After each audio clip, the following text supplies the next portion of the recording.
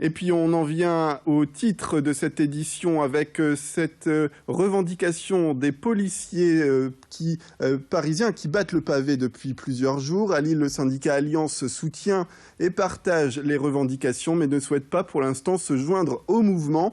Dans la région, les représentants des policiers affirment que les forces de l'ordre sont débordées par le surcroît de travail lié à la lutte antiterroriste, mais aussi à la surveillance de la frontière et la gestion des tensions dans la jungle de Calais.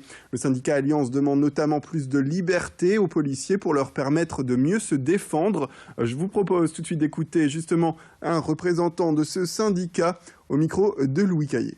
La problématique de la légitime défense qui n'est pas adaptée. La légitime défense aujourd'hui pour le policier, elle est la même que pour vous ou que pour n'importe quel citoyen. Or c'est anormal. Il faut qu'on revoie les textes autour de la légitime défense et puis qu'on revoie les peines planchers. Parce que le délinquant qui agresse un policier doit prendre une peine.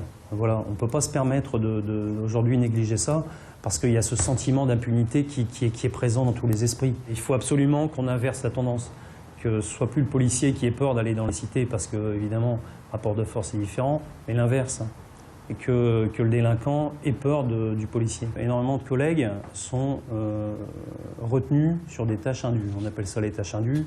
Ce sont des gardes statiques devant une porte, devant une caméra, comme ce qui s'est passé notamment quand malheureusement nos collègues ont été attaqués et brûlés. Et d'ailleurs, une petite pensée pour les collègues blessés, notamment l'ADS, notre ADS qui est toujours entre la vie et la mort. Les gardes de détenus hospitalisés, etc. Aujourd'hui, on a besoin d'une présence sur la voie publique et on ne peut pas se permettre d'avoir des gens, des policiers, des vrais professionnels de la sécurité qui sont retenus à droite et à gauche sur ces tâches indues. Donc là, effectivement, le ministre de l'Intérieur a annoncé effectivement qu'il allait revoir ce problème et travailler pour trouver des solutions. Donc ça, c'est un point positif aussi.